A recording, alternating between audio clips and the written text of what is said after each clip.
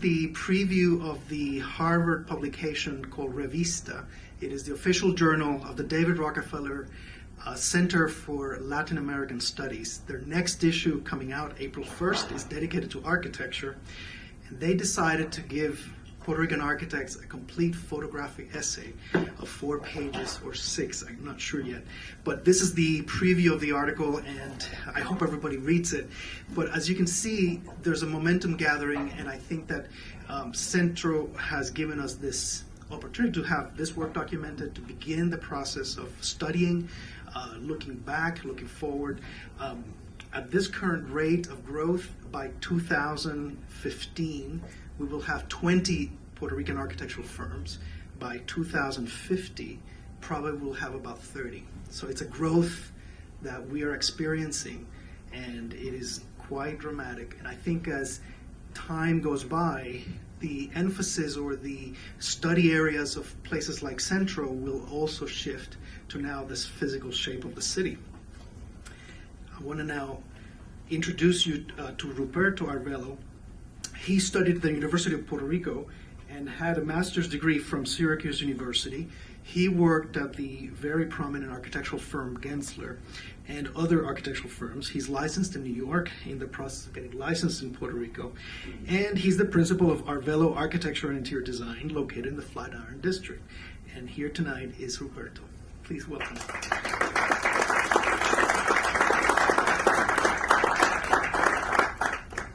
Hello, good evening, everyone. Thank you, Warren, for the introduction. And thanks to Hunter College and the Center for Puerto Rican Studies. And thank you all for coming in this weather. I would like to start this evening first talking a little bit more about myself. And I guess I'm going to go. Oh, no, okay.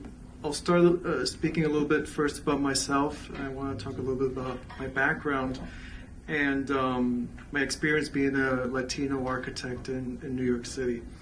I was born in Newark, New Jersey, to Puerto Rican parents, and at the age of 10, my family decided to move to Puerto Rico. As you can imagine, it was a bit traumatic growing up in the United States, moving over there when I was 10 and leaving everything I knew behind, even though I had been there a few times. I really never lived there. And it took a little bit of a while to get used to. And in school, they would always call me the New Rican kid. Even though I was born in Jersey, I would tell them, but they would still call me New Rican kid.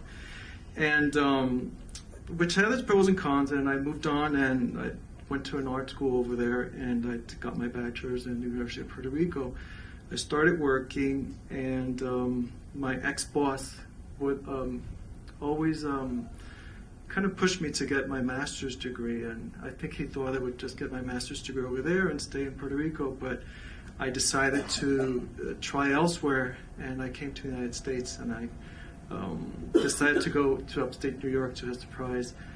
And as you can imagine, it was a big change for me from Puerto Rico, then coming to cold upstate New York, but I actually loved it, and I got my master's degree at Syracuse University. And over there, I was known as the Puerto Rican boy. So there was a little bit of a change there. After graduation, I decided to stay in the U.S. To my ex-boss' surprise, I never went back, even though we keep in touch and we have a very good relationship. And I decided to come to New York. And it finally felt that I was coming. It finally felt like home. I finally felt like this was a place I could live in. And I guess because of why everybody identifies with New York, the combination of the cultures and everything that's happening here, I finally felt that there was a place that allowed me to be myself, and I felt it was the place for me. In New York City, I felt it all came together, and I accepted who I was, which was a combination of both cultures. I felt very Puerto Rican, but I also felt very American. And this was a place that allowed me to kind of combine those two aspects of my life. And my work, I feel, reflects and is a combination of both those cultures. I feel that my aesthetics, the use of colors, textures, the flow, the feelings, and the connection with nature in my projects probably comes from my Puerto Rican background and from my education over there. And my work process and the way I work from beginning to end, probably from most of my work experience here in the United States, comes from my American background. So once I came here, I worked at a few firms, and probably the most influential ones was TWA, the airlines. And no, I wasn't a flight attendant, I was an architect. And everybody asked me if I was a flight attendant. And also, like Warren said, my experience in the New York Gensler office. And I wanted to say also that as a trained U.S. trained architect, my experience was that the architecture schools focus very much on the shell, the structure, and the form of the building and the interior forms, but not much focus was placed on the finishes and the materials and the quality of the space. And I felt that this was something that, as I was growing up and I was going to school, was something that was a little bit lacking in my education and in these different schools I went to. At TWA, I worked on a variety of projects, including airports, headquarters, reservation buildings, and many other types of projects. And this experience taught me how to manage time, manage my clients, and most importantly taught me what clients really want from their clients. And yes, design is always a must, but for them it was also being able to communicate well and giving them spaces that were functional and that were on budget and on schedule. It was a great working experience, and the flying benefits didn't hurt either. When I arrived at Gensler, I discovered something that, as I was saying, being a U.S. trained architect, something that I really didn't think about. I didn't even know this firm that worked in interior architecture, and that's what I discovered, what interior architecture was. And all that came with it, the furniture, the fabrics, the lighting, window coverings, and all these other things that we really didn't learn in school, and but that I learned then on the field while working at that company. And I discovered how important the interior space was to our lives, and the way that the building affected our exterior environment, but that the interior architecture really affected our space and the way we live, work, and play and relate to each other in our spaces. I feel now at this point in my career, after like 25 years or so of working, that I am at a more mature stage in my career with all these years of training and these experiences that prepared me to create spaces and buildings that I feel are more cohesive, balanced, and in harmony with each other. And I try to balance these aspects in all my projects and give my clients a space and buildings that answers their needs and speaks to them, and is also something that I try to pass on to my students. I teach at Parsons also, and it's something that I try to get them to understand and to see. And also with my colleagues at work, it's something that we talk about. And while also incorporating something that I mentioned earlier from my education in Puerto Rico, and was the respect to the environment and how to make buildings and spaces that work with our natural resources and materials. So after working at these firms in 2005, I opened my own firm, and now we're a group of 5, and we have our offices in the Flatiron district. As architects, I feel that we are always learning skills. It's something that architects, I guess, take a long time to mature and develop their work and grow. And we're always learning new skills and new technologies, new materials, and new products. There's always something new coming on. And we learn to take advantage of them and use them to develop our projects and mature as professionals. And as we mature, we continue to develop the knowledge and on how our work affects the environment, but also how it affects the lives of our clients.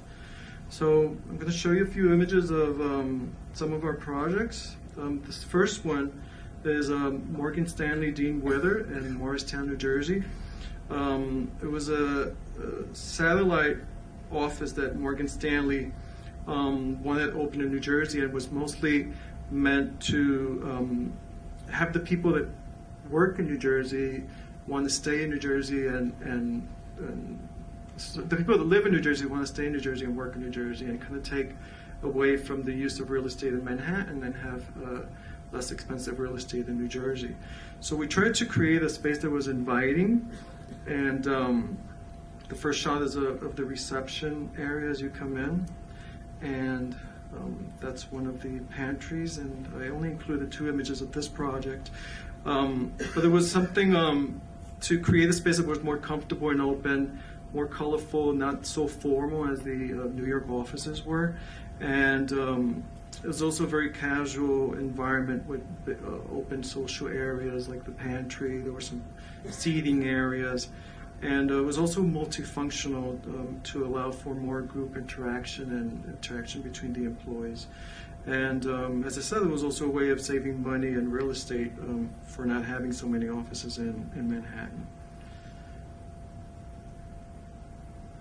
The next one is a project we did for, it was a group of the bank, Deutsche Bank, and it was a banking facility in Sao Paulo, Brazil. It was a prototype that they were doing for their high-end clients. And basically what we did in New York was the design part, and a local architect in Brazil was the architect of record in Brazil. And we used local materials and local products. Even though everything was designed here, we just gave them the specifications and allowed them to substitute with materials and products over there, mimicking or replicating what we were trying to do on the design. It was also, we're trying to reflect also the, I guess the Brazilian culture a little with the colors and the type of furniture and the materials we were using. And it was a space where the high-end clients would go and have a coffee and look at the computer, look how much money they have in the bank, and that kind of stuff. We do a lot of residential work, and this is a residence we worked on in Long Island City. For a single lady, she had a townhouse, which was an old building she inherited from her parents, and we did a gut renovation. She kept actually the first floor with the garden, which is what you see behind the drapes there, and we wanted something that was casual but formal at the same time, that allowed her to enjoy her space casually, but also if she had guests over that looked, you know, kind of nice and formal at the same time. And it was also a combination of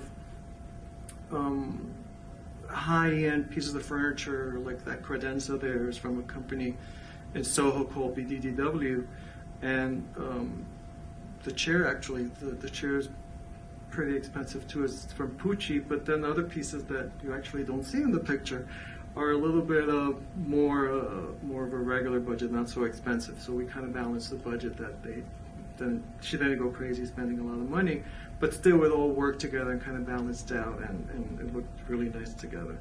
There's actually a shot from the patio looking towards the kitchen area.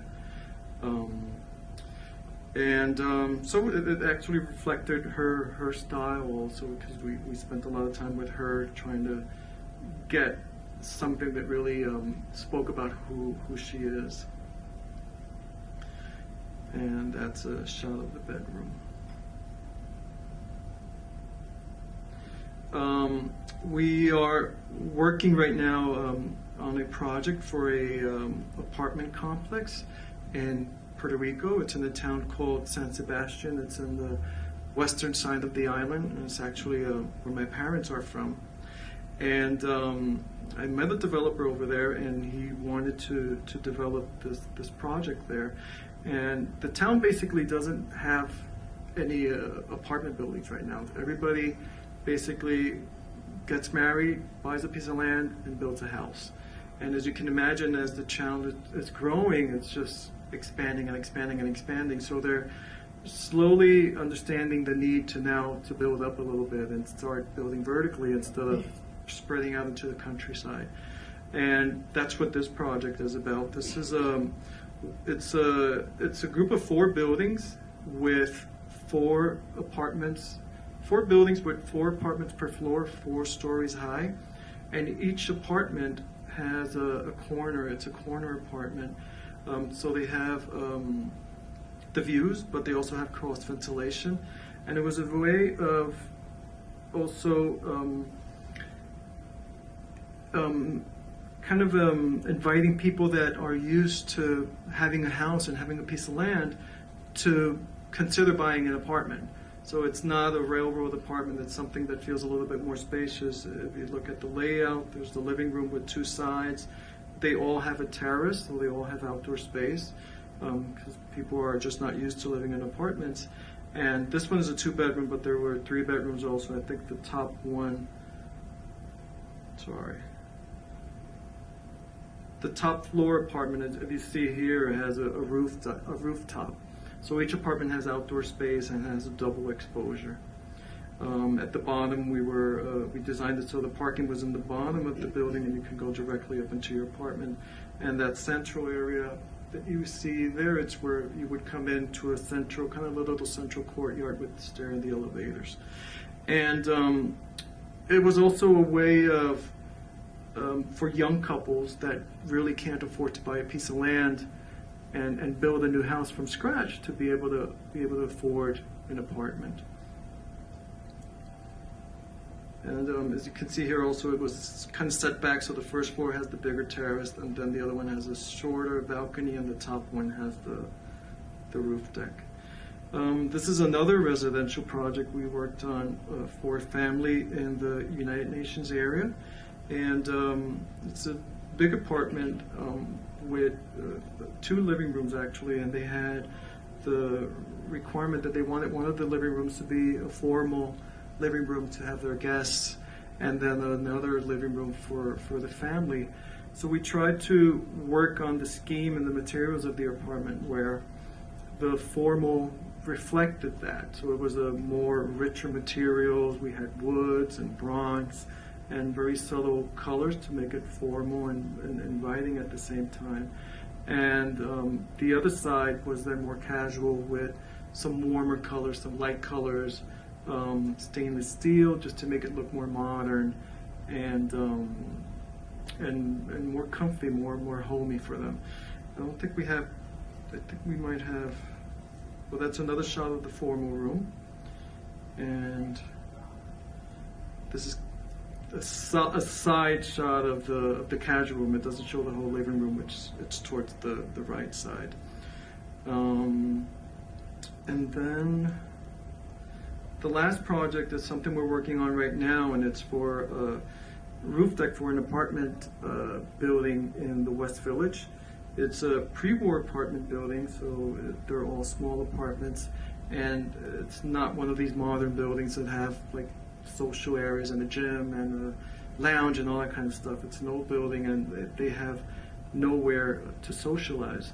So the ideal place was to have a roof deck, and it would be a place for both buildings. If you can see, there's an air shaft in the center, so it's really both 2 buildings with 20 apartments each, and the gray areas that you see on the top are really the stairs that go up to the roof. So they wanted a place where both buildings can come up and interact and have a social gathering area, and the best place was the roof. It has great views of the river and of the city. So basically you come up you come up facing the deck, and you are at the level of the stairs as you come up, and then you go up a few steps and you're on the deck. And on the top section, where you see the corner in orange over there, it's I think we have another shot of that. As you go in, you have an L-shaped kind of stadium seating area that it's really kind of multifunctional, where people can sit, they have coffee, or they can lie down, and they can bring some cushions and lie down, catch some sun. And it's the place where people would go and gather. There's other areas that are more private, if you see on this shot towards the right, where you can sit down and have a cup of coffee, or lounge down individually on the side and catch some sun. So it gives them a variety of areas in the roof, while also trying to keep it not too expensive for them. Towards the front area where you see the green area is really something that's coming at a later phase. We're going to do a green roof in that area. But that's going to be the second phase of the project. So this gives you a glimpse of the type of projects we worked on, which is everything from corporate interiors to residential to from the ground up. And I'd like to acknowledge my colleagues at the office, Jesus, Dina, Risha, and Tim, and Audrey, who's here also, and for making such a great team and making such a comfortable office to work in. Thank you very much.